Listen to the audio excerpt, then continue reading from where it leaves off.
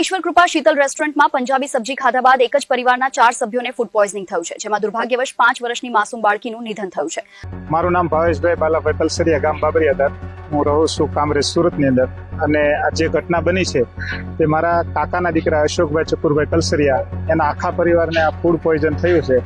શીતલ રેસ્ટોરન્ટની અંદર જે ઈશ્વર કૃપામાં આવેલું છે ત્યાંથી 15 તારીખે સાંજે 2 શાક લઈ આવેલા અને ઘરે જમ્યા. પછી એ જ રાત્રિએ એટલે વહેલી સવારે 16 તારીખે વહેલી સવારે એ અશોકભાઈને અને એની સૌથી નાની 5 વર્ષની દીકરી એને પેટમાં દુખાવો થયો અને ત્યાર પછી સવારે 9 વાગે એને નજીકના ક્લિનિક ઉપર સારવાર લેવા માટે ગયા. તો ત્યાં એણે બોટલો ચડાવ્યા અને દવા આપી. સાંજ સુધી રાહ જોઈ, કોઈ રાહત થઈ નહીં.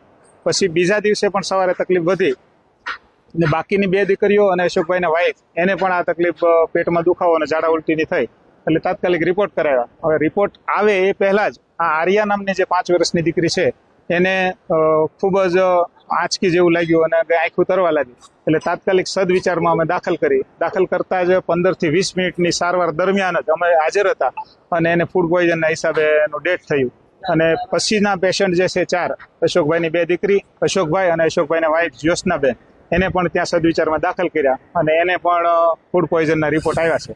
હવે જે બનવાકાળ બન્યું છે, આ આર્યા નામની 5 વર્ષની દીકરી એના કારણે ડેથ થયું છે. તો અમારી આખા પરિવારને, અશોકભાઈને ન્યાય મળે, અમારા પરિવારને ન્યાય મળે કે આવું શેના કારણે થયું. અને અશોકભાઈની દીકરી આર્યા 5 વર્ષની ઓફ થઈ ગઈ છે, એને આ રિપોર્ટ અત્યારે પોસ્ટમોર્ટમ વિભાગમાં આપેલી છે સાંજે અને અત્યારે રિપોર્ટનું કામ ચાલુ છે. એ રિપોર્ટના આધારે અમે તંત્ર પાસે, બધા જ મહાનુભાવો પાસે અને સમાજ પાસે એવી માંગણી કરીએ છીએ કે અમારી અશોકભાઈની દીકરી સાથે અન્યાય થયો, અશોકભાઈને પરિવાર સાથે અન્યાય થયો, તેને ખૂબ ન્યાય મળવો જોઈએ. જે ખટતું ખૂટતું હોય તંત્રને અપીલ કરીએ છીએ.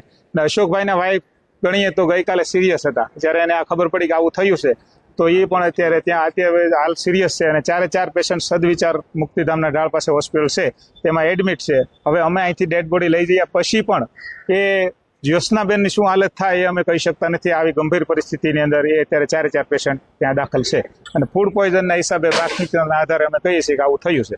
તો આને યોગ્ય ન્યાય મળવો જોઈએ. જે કંઈ કાર્યવાહી ખોટી કરવાની થાય તે તંત્રને અમે અપીલ કરીએ છીએ અને મીડિયાને પણ અપીલ કરીએ છીએ કે આમાં અમને ન્યાય અપાવો.